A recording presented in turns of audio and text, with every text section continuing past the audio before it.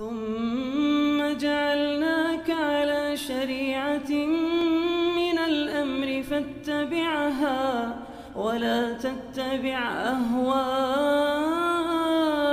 الذين لا يعلمون.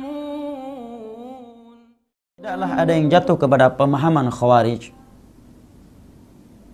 atau neo Khawarij seperti ISIS, Al-Qaeda, sehingga bermudah-mudahan di dalam melakukan bom bunuh diri, terjadinya bom Bali 1, bom Bali 2, bom Marriott, ya, pemboman terhadap tempat-tempat orang kafir yang secara syar'i, secara Islam tidak diperbolehkan, melainkan karena mereka tidak memahami rincian orang-orang kafir dalam Islam. Maka salah satu cara agar masyarakat atau kaum muslimin selamat dari paham radikal, dari ideologi terorisme, dari ideologi Khawarij, salah satunya adalah mengajarkan kepada mereka rincian orang-orang kafir dalam Islam. Dalam Islam, orang kafir itu ada 4 macam. Hanya satu yang halal darahnya dan hartanya. Yang 3 berikutnya itu haram untuk ditumpahkan darahnya, haram untuk dirampas hartanya, dan haram untuk dihancurkan kehormatannya. Yang pertama adalah kafir mu'ahad. Kafir yang telah terjadi perjanjian gencatan senjata, perjanjian hidup damai antara negara kaum muslimin dengan negara mereka. Kafir yang seperti ini tidak boleh ditumpahkan darahnya, tidak boleh dirampas hartanya, dan tidak boleh dihancurkan kehormatannya. Nabi SAW bersabda, "Waman qatala mu'ahdan lam yajid 'arfal jannah wa inna riha la tujadu masirata kadza wa kadza."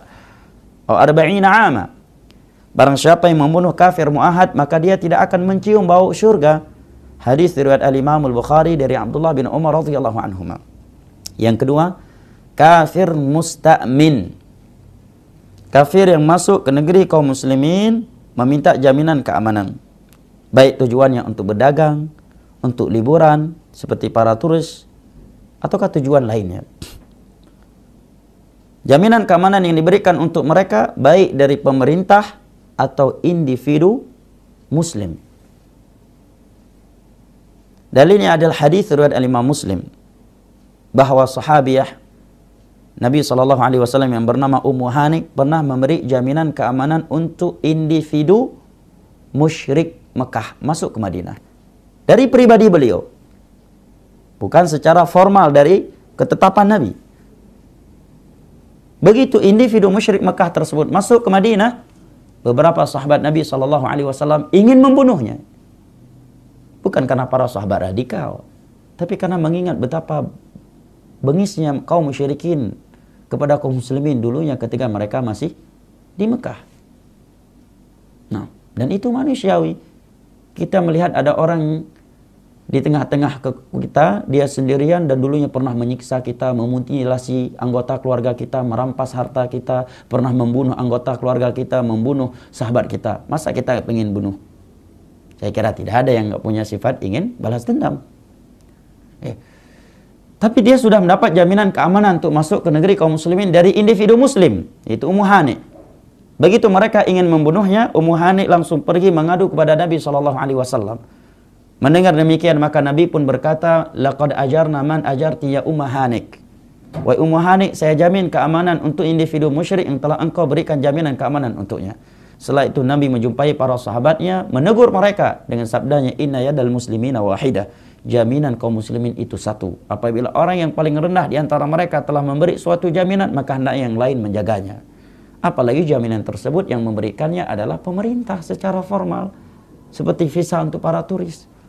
Oleh karena itu kita sangat mengingkari, mengutuk aksi bom Bali 1, bom Bali 2, bom Marriott, bom di negeri-negeri orang kafir yang mereka kafir mu'ahad atau kafir musta'min. Bukan karena kita cinta kepada orang kafir, tetapi karena aksi tersebut memang bertentangan dengan ajaran kita, ajaran Islam. Dan lebih parah lagi, yang melakukannya menisbatkan dirinya kepada Islam dan berpenampilan dengan sebuah penampilan secara Islam itu adalah penampilan yang mulia, sehingga penampilan tersebut menjadi momok yang menakutkan, suatu penampilan yang negatif karena aksi dia. Nah, yang ketiga adalah kafir zimmi. kafir yang tinggal di negeri kaum muslimin dengan membayar pajak. Hukum asal pajak itu diambil dari orang-orang kafir, bukan dari orang mukmin. Dan orang yang memungut pajak dari orang mukmin, Nabi ancam. Ini sabda Nabi, bukan ideologi para pendakwah. Inna sahibal maks la yadkhul finnar. Pemungut pajak tempatnya neraka. Banyak pekerjaan lain. Sebelum malaikat maut datang, wahai saudaraku pemungut pajak, bertobatlah kepada Allah. Dan sebelum malaikat maut mencabut nyawamu, wahai pemungut pajak, mudahkan korban-korbanmu sebelum kamu resign. Semoga dengan engkau memudahkan kaum muslimin dalam masalah pajak, menutupi dosa-dosa yang telah kamu lakukan di dunia pajak sebelumnya. Ingat, kematian lebih dekat daripada tali sendalmu. Pajak diambil dari orang-orang kafir. Nah, kafir yang tinggal di negeri kaum muslimin dan bayar pajak. Karena kaum muslimin udah membayar zakat di dalam Islam. Nggak ada lagi pajak terhadap kaum muslimin. Nah, apabila kafir yang tinggal di negeri kaum muslimin membayar pajak dan tunduk di bawah pengaturan kaum muslimin, peraturan pemerintah kaum muslimin, maka tidak boleh lagi ditumpahkan darahnya.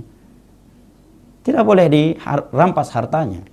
Allah berfirman dalam surat Taubah, hatta yu'tul jizyata ayyadi wa hum saghirun, kecuali mereka telah menyerahkan pajak dan tunduk di bawah peraturan kaum muslimin. Yang keempat adalah kafir harbi, kafir di medan tempur.